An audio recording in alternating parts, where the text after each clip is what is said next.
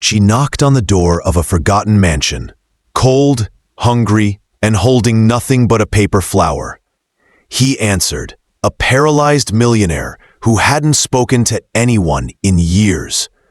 But what started as a simple request for leftovers sparked a chain of events that would leave an entire town stunned. And a broken man standing again.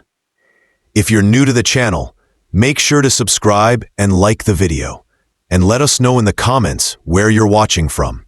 Now, let's jump into the story. The wind howled across the hills like a whisper from forgotten times.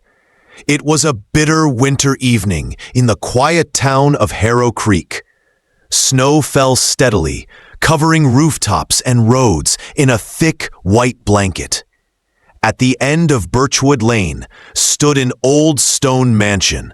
Its windows were dark. Its gates were rusted. Most people in town called it the Lonely House. Inside that house lived a man no one had seen in years. His name was Thomas Reynard. Thomas had once been a powerful man. He owned factories, hotels, and companies. People used to smile when he walked into a room. Now, they barely spoke his name. A car accident had left Thomas paralyzed from the waist down. After losing his wife and child in that same accident, he shut the world out. He lived alone, with only his housekeeper visiting twice a week. That night, Thomas sat by the window in his wheelchair. He watched the snow fall. He felt nothing. He had stopped feeling anything years ago.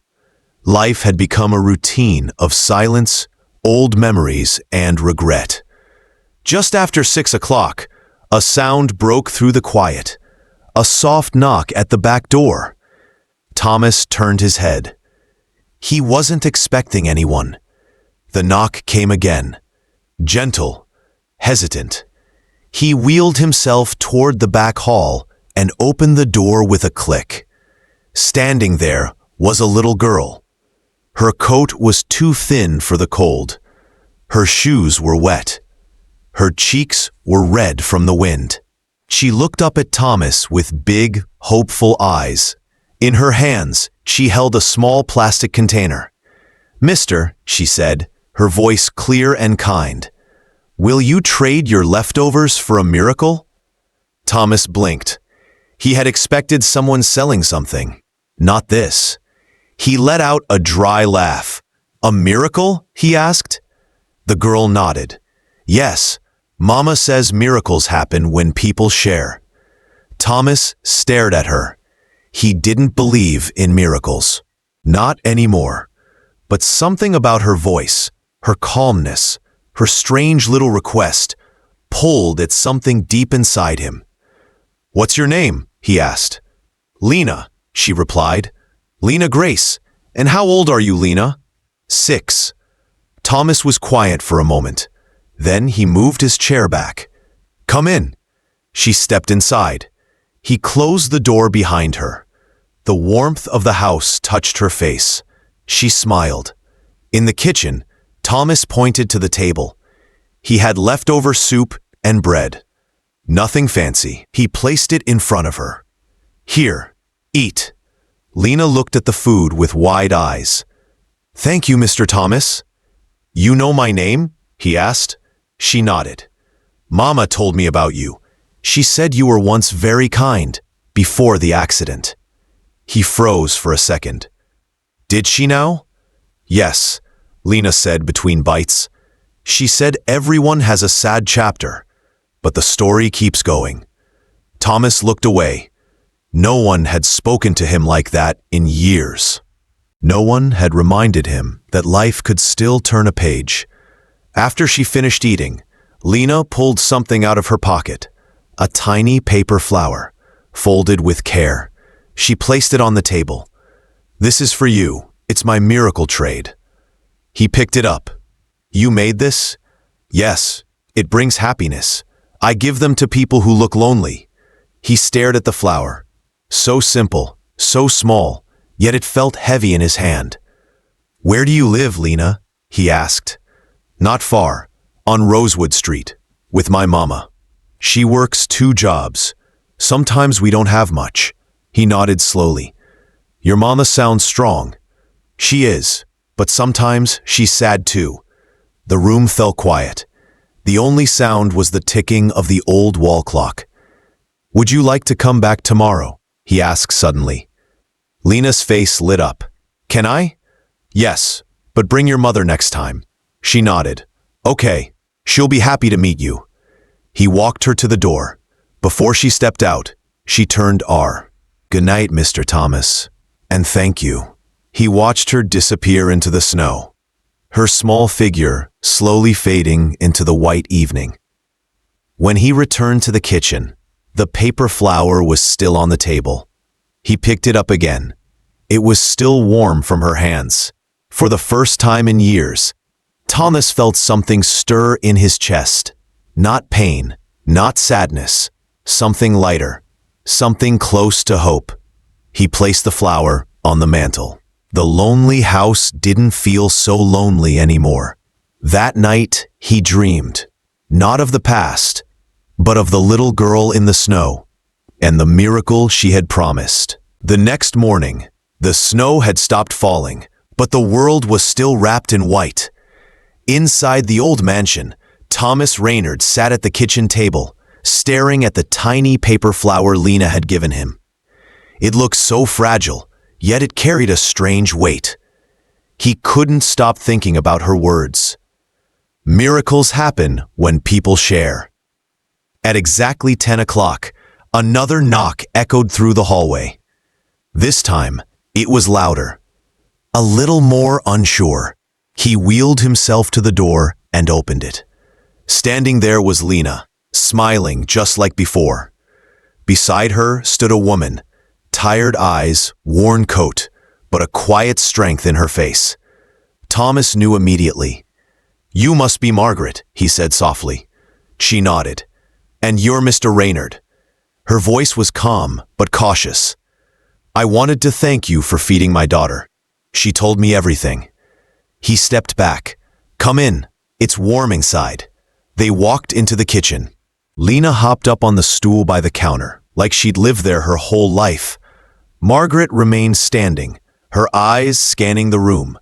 Not suspicious, just protective. Thomas poured hot tea into 2 cups. His hands trembled slightly. He wasn't used to guests. "You've kept this place up well," Margaret said politely. "Martha deserves the credit. She's the housekeeper. Comes twice a week." Margaret took the cup from him gently. "Thank you." They sat. The silence between sips of tea was filled with unspoken thoughts. Finally, Margaret spoke. "I told Lena not to go knocking on doors, but she doesn't listen when her heart says otherwise." Thomas chuckled. "She's bold and honest, rare qualities." "She said you were kind," Margaret replied, "and lonely." He didn't deny it.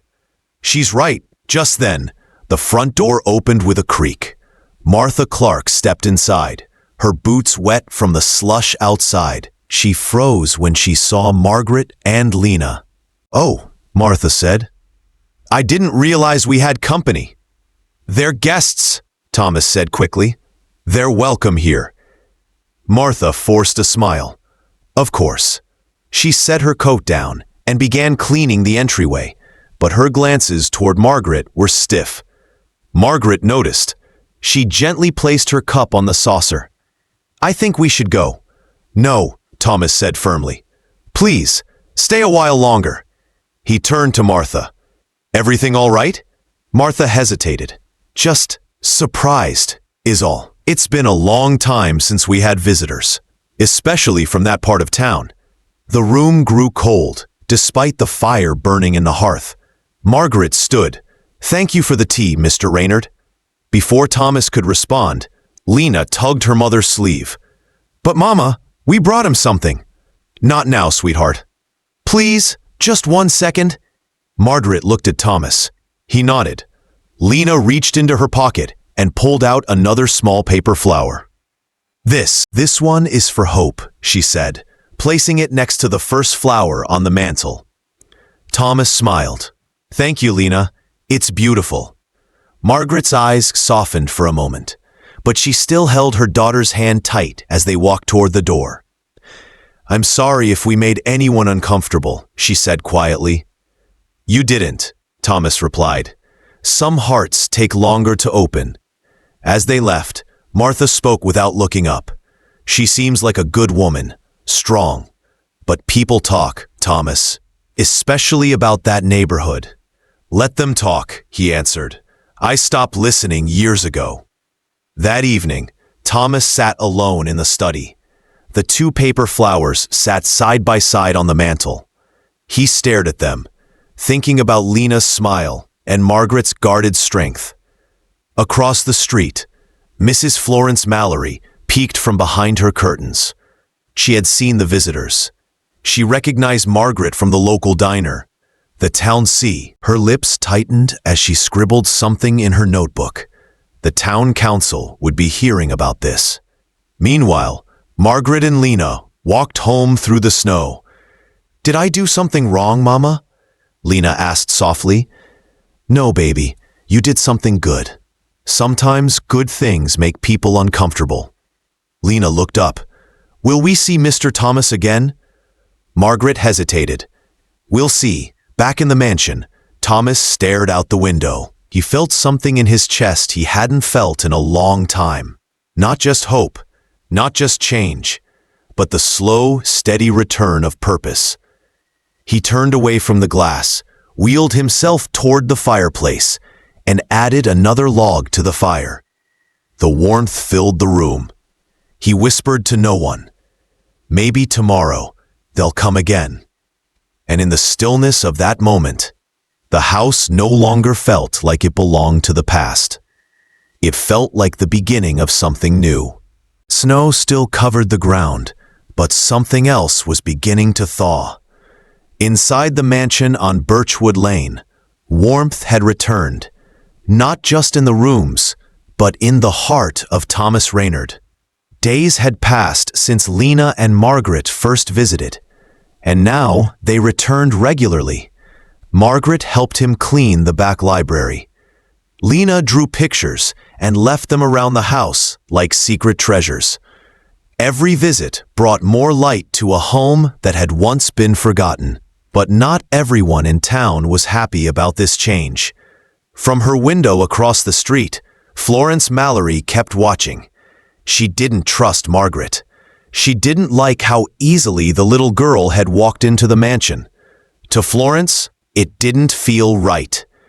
One morning, she made a phone call, first to her son Gerald Mallory, a lawyer, then to a local reporter named Ruth Marshall. Ruth was always looking for her next big story, and the headline wrote itself. Inside, widowed millionaire, under the influence of poor single mother. Inside the mansion, Thomas was noticing strange things.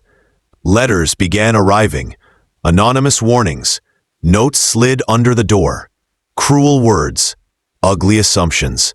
He tried to ignore them, but it wasn't easy. On one quiet afternoon, Margaret arrived with Lena, but she didn't smile. Her hands were shaking. She held a folded newspaper in her bag. Someone took our photo, she said softly. They followed us, put us in the paper.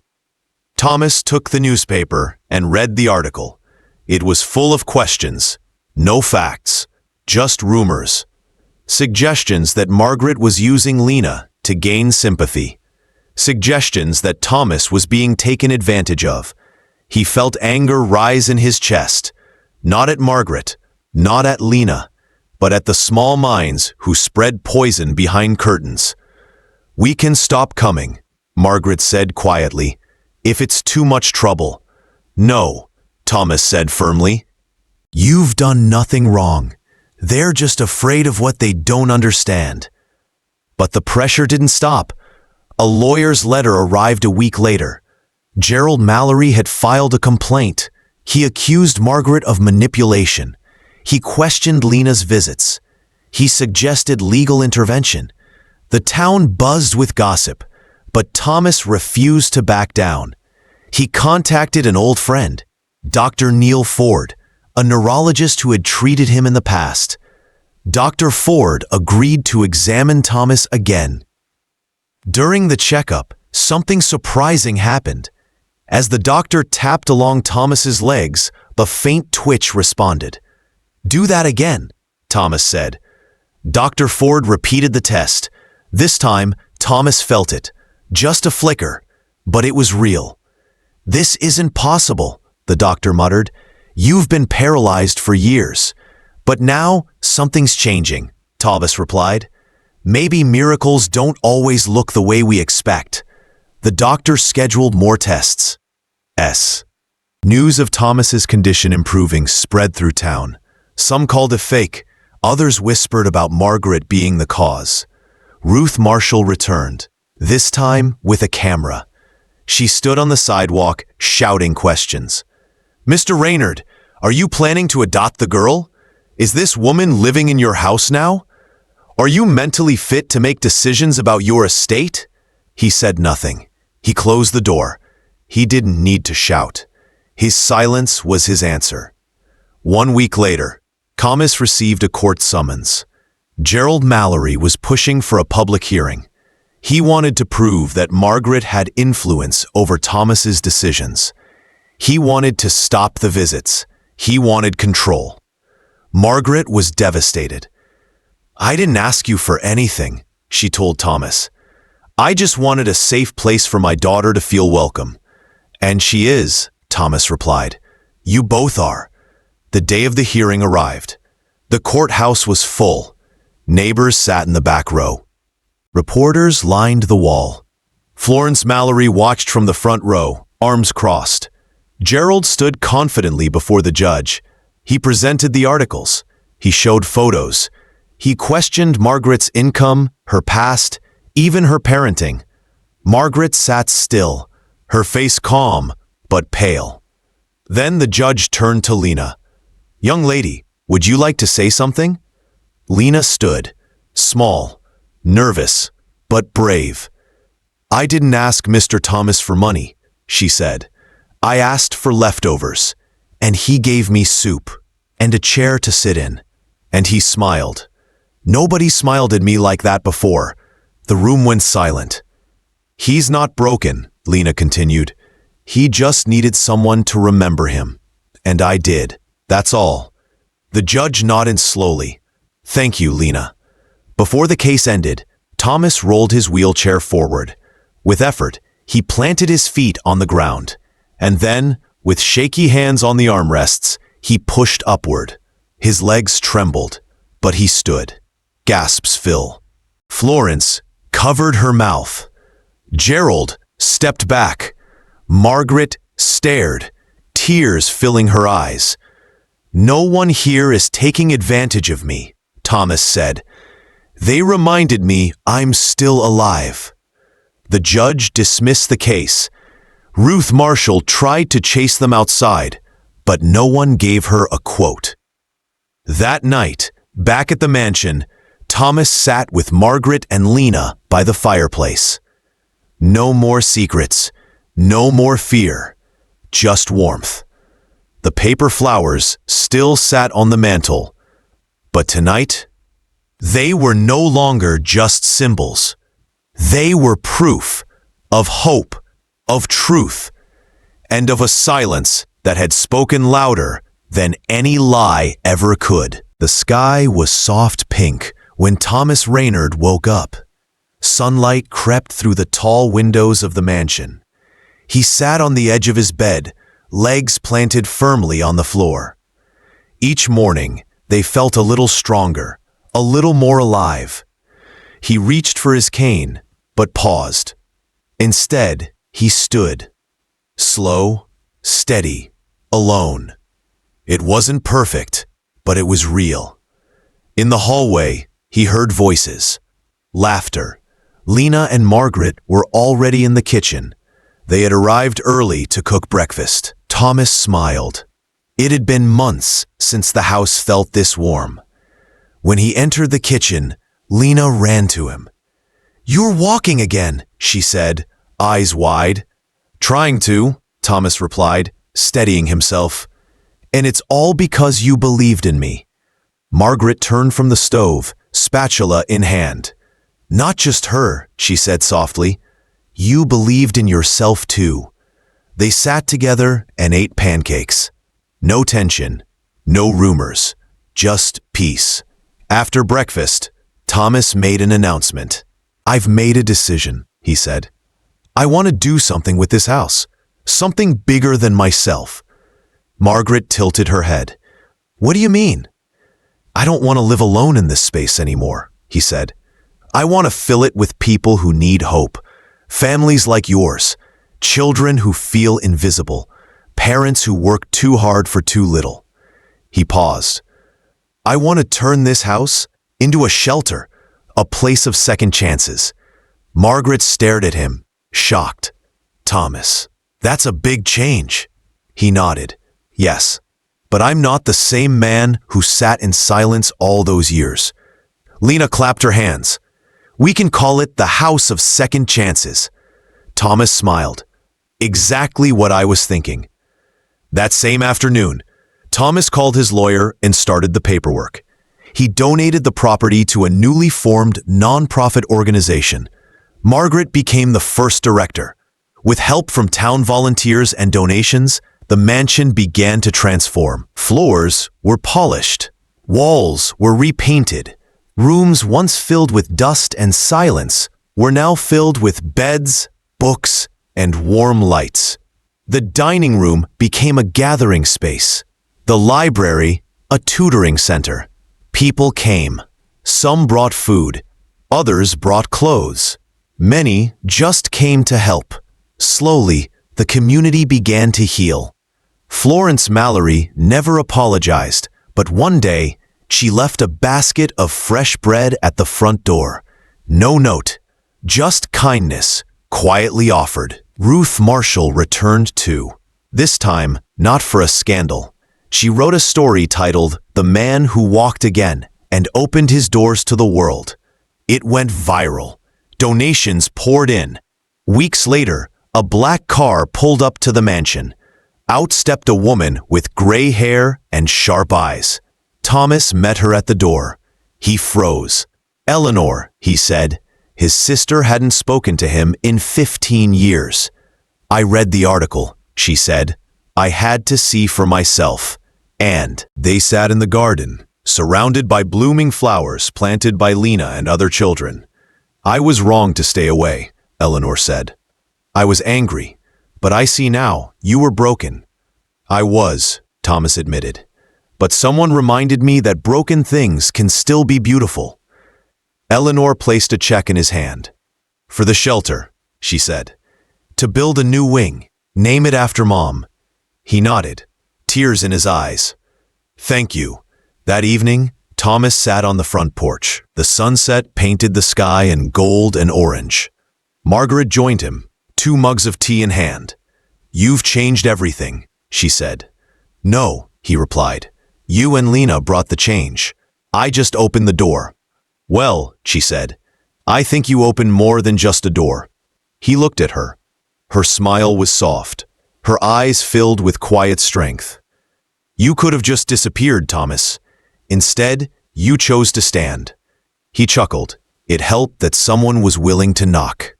They sat in silence for a while, comfortable, peaceful. Lena came running from the garden, holding a new paper flower. "This one was red." "This one's for love," she said, handing it to Thomas. He held it carefully. "Thank you, Lena. It's perfect." The paper flower joined the others on the mantel inside. Yellow for hope, blue for courage, red for love. The mansion no longer felt like the lonely house. It was full of names, stories, laughter, and life. On the gate outside, a new sign was placed. "The House of Second Chances." Beneath it, in smaller letters, "Built by kindness, opened by love." And so, what started with a knock and a paper flower became something far greater. a place where broken hearts were mended, where silence turned into song, where every morning began with new hope, and where one man's second chance gave many others their first.